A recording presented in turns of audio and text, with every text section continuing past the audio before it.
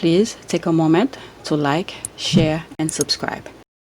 So this morning I want to talk about several tweets that I came across last night, and if I didn't get off Twitter, I'll be up all night because I was seeing a lot of interesting news. So my main thing here is to talk about the interview that Harry did with Rashad Robinson. And then I'm gonna go over some of the tweets that I bookmarked for myself, and they seem pretty interesting. But before I go into this video, before I play it, I wanna read a little bit background of who Rashad Robinson is and the organization that he represents. So I already looked this up. So here, Rashad Robinson is an American civil rights leader. He is the president of Color of Change, having joined the organization in May 2011. He has served as a board member of Race Forward, Demos, State Voices, and currently sits on the board of Hazen. Okay, so his education is Marymount University, and he's from Riverhead, New York. So let's see what Color of Change. I mean, I could have gone to Wikipedia, probably read a whole bunch of stuff, and you guys could do that. I just wanted to read just the basic aspect of who he is. And now I'm gonna go into Color of Change. Again, the basic aspect of it, and maybe I'll click on their website and see what they're all about. I mean, I live in the U.S. and no, I will not say I didn't know. I guess I didn't pay too much attention of it, but I know it exists. Alright, so Color of Change is a progressive, non-profit civil rights advocacy organization in the United States. It was formed in 2005 in the aftermath of Hurricane Katrina in order to use online resources to strengthen the political voice of African Americans. Alright, so it was founded in 2005 in Oakland, California, and the method is online advocacy, lobbying petition. So no wonder Harry felt it was the right place to do the interview, because he did his piece about the social media thing, and I have a video about it. So their motto is, Color of Change motto is changing the color of democracy. And founders is Van John. I usually see him on CNN, and James Walker, headquarters United States, California. Van John, I think he's bald-headed. Yep, there he is. Okay, Anthony Capel Van John is an American news commentator, author, and non-practicing attorney. Okay, so he doesn't practice it, but he is one. He is a co-founder of several nonprofit organizations, including the Dream Corp, a social justice accelerator that operates 3 advocacy initiatives: Cut 50, Yes We Code, and Green for All. Okay, so he's 51 years old. Okay, Jenna Carter, children. Okay, education, Yale Law. Alright, so he went to Yale. So yeah, I've seen him on CNN. Maybe that's where I heard about Color of Change. Alright, so let's see their organization, what they're all about.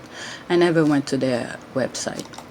Alright, Color of Change help you do something real about injustice. We design campaigns powerful enough to end practices that unfairly hold Black people back and champion solutions that move us forward until justice is done. The thing with that, sometimes when they put the word Black, I believe it probably will scare some people. Oh, I will not say scared, but it seems like it focuses on one thing. But apparently I've heard him on CNN several times, and his views are pretty open-minded, right? So he helps different groups. So sometimes when a Black organization put the word Black people, it seems like it only focuses to Black people. But when in fact I know their views pretty much wide, and it depends on the positivity of whoever is running. That I know for sure, because I've heard him speak before. Van John, that is. But Rashad Robinson, this is the first time I'm hearing of him. So now I'm gonna go to the video and let you guys hear it. I sort of hear it partially, I think, on other channels, YouTube channels. I don't think Hugo played it, but anyway, I'm gonna hear it for the first time here, and then obviously I will probably give you my idea. First, let me read what she said. Person who tweeted it. Prince Harry can get it. Yeah, my man. I sat down with Prince Harry, that's Rashad Robinson. I sat down with Prince Harry to talk about systematic racism, compassion, hate online, and using privilege for change. Stay tuned for the full video coming soon. So this is the partial of the video. All right.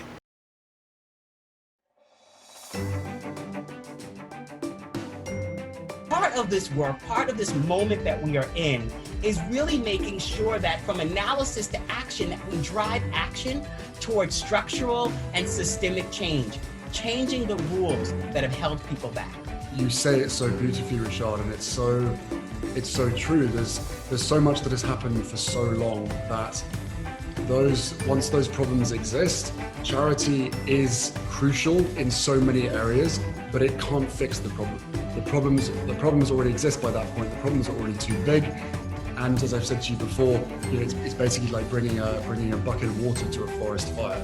So we have to go to the root of the problem, to the source of the problem, and actually fix it there. And as we've discussed before, it's going to take every single one of us. This is not down to the black community. This is down to every single person that is on the planet right now, especially, well, not especially, but certainly seemingly to be led by the younger generation.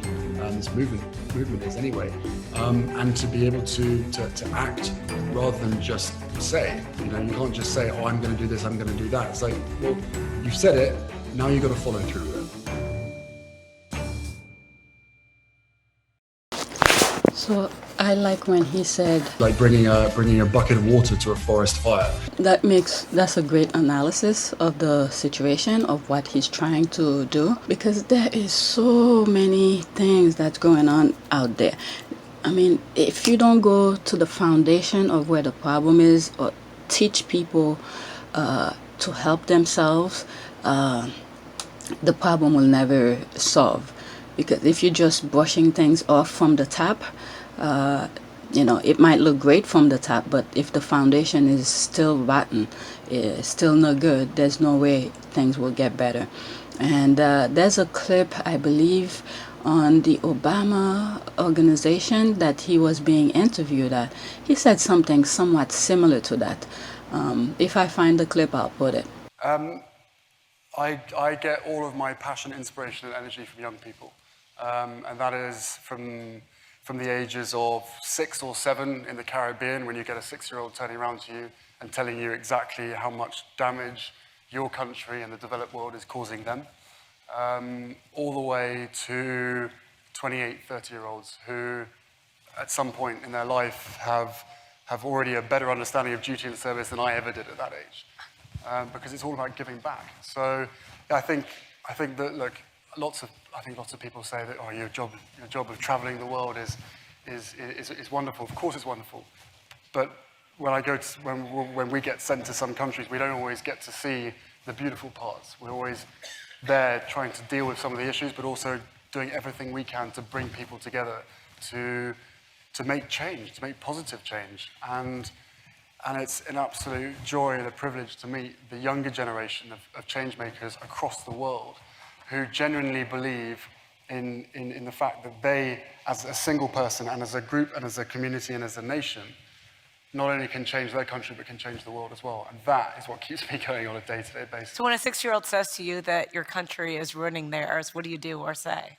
Agree with them slightly.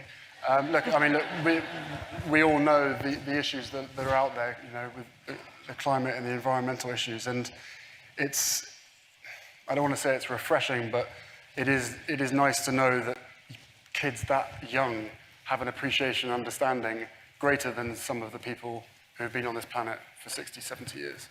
That's the way it's always been, before social media, before internet, before the way that everybody was connected in a positive way. It was always presumed, this is my take on it, which may be very wrong, but I think the presumption was always the longer you spend on this planet, the more experience and the more knowledge that you have. Fine, I think we all agree that the longer you're around for, the more experience you have.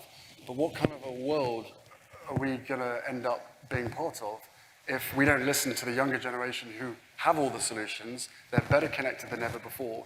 And because of the connectivity, they have the opportunity and the ability to be able to fix problems in a quarter of the amount of time that anybody else of previous generations was able to do over a 10, 15, 20-year period.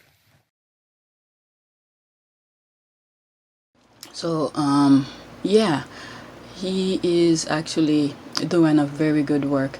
And another thing that I was thinking when he said that is sometimes when I think a lot of people beat themselves up thinking that, I can't give, to donate or do something or whatever. But because sometimes I feel that way. Maybe that's why I'm bringing that up. If I'm in a certain situation, I can't really help.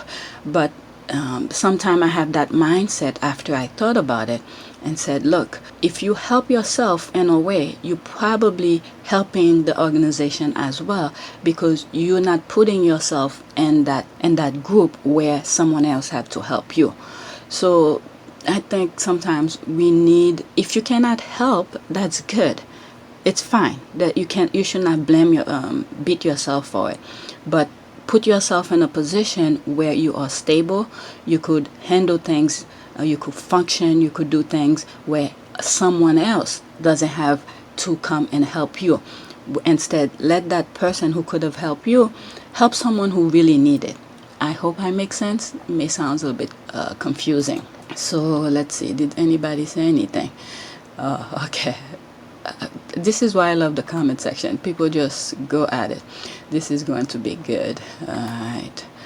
And there's him. Prince Harry isn't new at this at all. He's been an activist for a very long time now, since his teenage years. I believe I covered this on another video. I don't remember which video. I was flagged by it by YouTube, but I did dispute the claim, and I think they let it go. So yeah, a lot of people. Okay, this is a 26. If it have music, I'm not gonna play it. How he tried to help change a country. What is it that you make? Clothes, obviously. And how in the end, it changed him. So easy to get caught up in all the negativity that goes on in this world. So yes, I would encourage everyone to do good, because then you can go to bed at night feeling good about yourself. The good stories are what make people tick every day. It's fun to be good, and it's boring to be bad. Okay, there's a little music. There's a little music in the background, so most likely I will not play it. But I could just show you the video. But one part he says it's good.